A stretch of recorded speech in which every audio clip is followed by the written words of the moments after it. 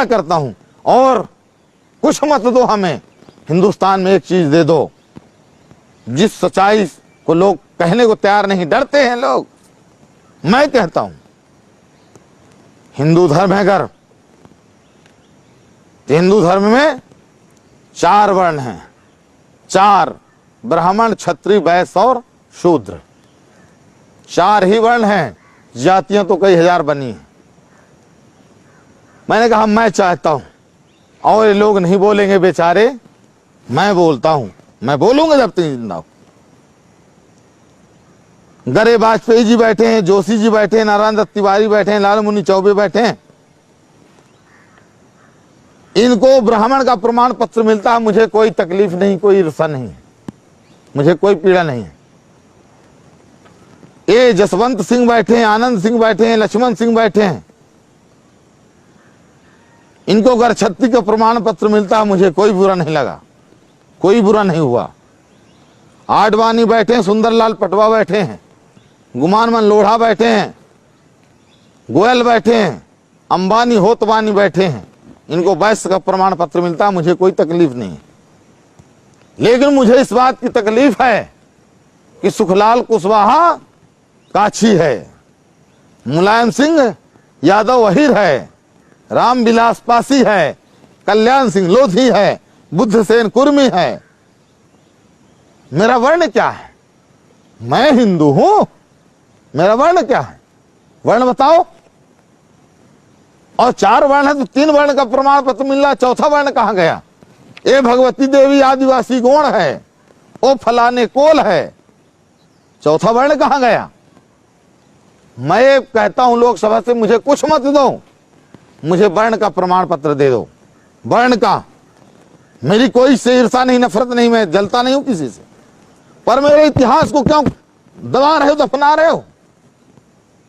तोड़ तोड़ के अलग अलग हमारे बेमनुष्यता हो गई, हम एक नहीं हो पा रहे हैं।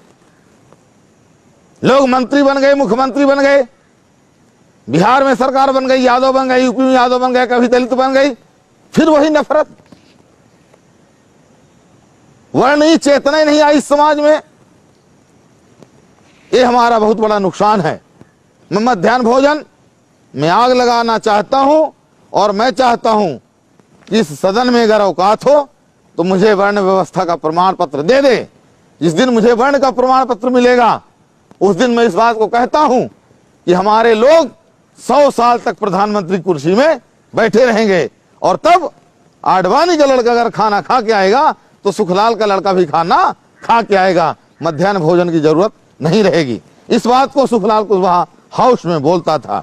मैं विश्वास दिलाता हूं, मध्य प्रदेश में करोड़ों गरीब हो, लाखों लोगों ने अगर इस काम को करना शुरू कर दिया तो हम करोड़ों की लड़ाई लड़ सकेंगे। एक दिन की रोटी और एक दिन के समय से हमारी तकदीर और तस्वीर बदल सकती है, व्यवस्था बदल सकती है। इस देश के अंदर राजनीति करने वाले लोगों ने आज तक इस व्यवस्था को चेंज करने की बात नहीं किया। ऐसी व्यवस्था है अगर, तो ऐसी खड़ी व्यवस्था में जो आदमी ऊपर बैठा है, उसके नीचे जो भी बैठने वाले लोग हैं वो सब दुखी हैं। उनके ऊपर, सबके ऊपर दबाव, किसी को 4 का, 5 का, 6 का, आखिरी व्यक्ति के ऊपर 99 लोगों को दबाव। इसमें अगर कांग्रेस बनाए सरकार, चाहे भाजपा बनाए, कोई भी पार्टी सरकार बना के अगर व्यवस्था टिकाई रहेगी तो अन्याय वस्तुर रूप से जारी रहेगा। इस व्यवस्था को चेंज करना पड़ेगा।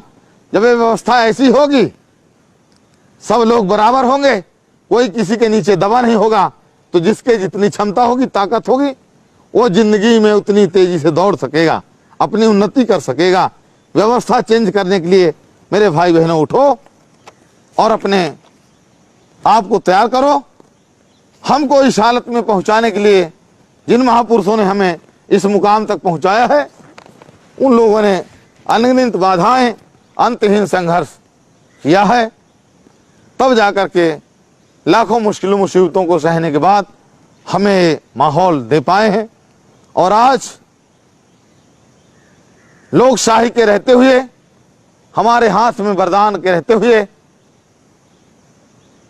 अगर हम अन्याय सहते हैं तो इससे बड़ा गुनाह क्या हो सकता है। बांझ क्या जाने प्रसव की पीड़ा। अगर किसी महिला को